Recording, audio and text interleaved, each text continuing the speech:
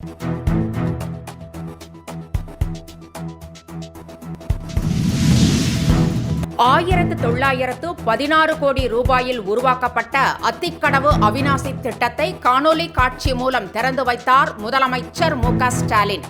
கோவை, திருப்பூர், ஈரோடு விவசாயிகளின் நீண்ட நாள் கனவு திட்டம் நிறைவேறியது.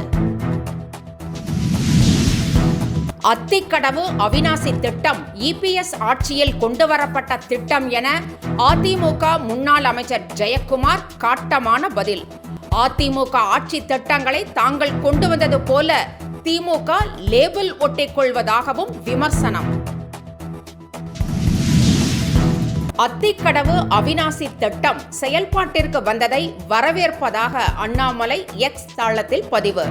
இத்திட்டத்திற்கு குழாய்களை அமைக்க நிலம் கொடுத்த விவசாயிகளுக்கு உரிய இழப்பீட்டுத் தொகை வழங்கவும் வலியுறுத்தல்.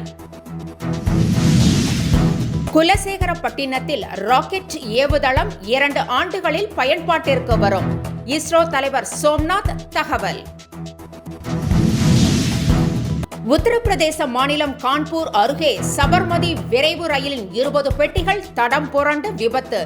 ரயிலின் என்ஜின் தண்டவாளத்தில் இருந்த கல் மீது மோதியதால் சதிவேலையாக இருக்குமோ என்ற கோணத்தில் விசாரணை.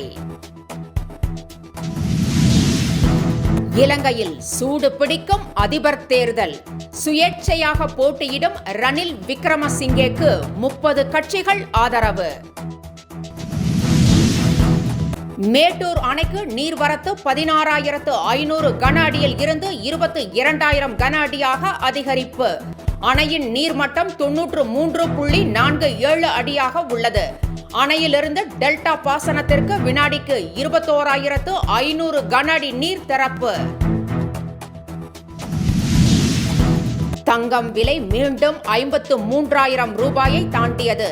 ஆபரண தங்கம் கடந்த 20 நாட்களில் இல்லாத அளவில் சவரனுக்கு 840 ரூபாய் அதிகரித்து 53,360 ரூபாய்க்கு விற்பனையாகிறது.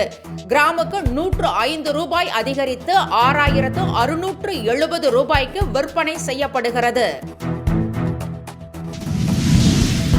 பிரதமர் பதவியில் இருந்து ஷரதா நீதிமன்றத்தால் பதவி நீக்கம் செய்யப்பட்டதை அடுத்து நாடாளுமன்ற வாக்கெடுப்பில் புதிய பிரதமராக தேர்வு செய்யப்பட்ட பாடங்டன் முன்னாள் பிரதமர் தக்ஷன் ஷினவத்ராவின் இளைய மகள் ஆவார். மை இந்தியா 24/7 முக்கிய செய்திகளை உடனுக்குடன் தெரிந்து கொள்ள உடனே சப்ஸ்கிரைப் பண்ணுங்க, பெல் பட்டனை பிரஸ் பண்ணுங்க. என்றும் உங்களுடன் மை இந்தியா.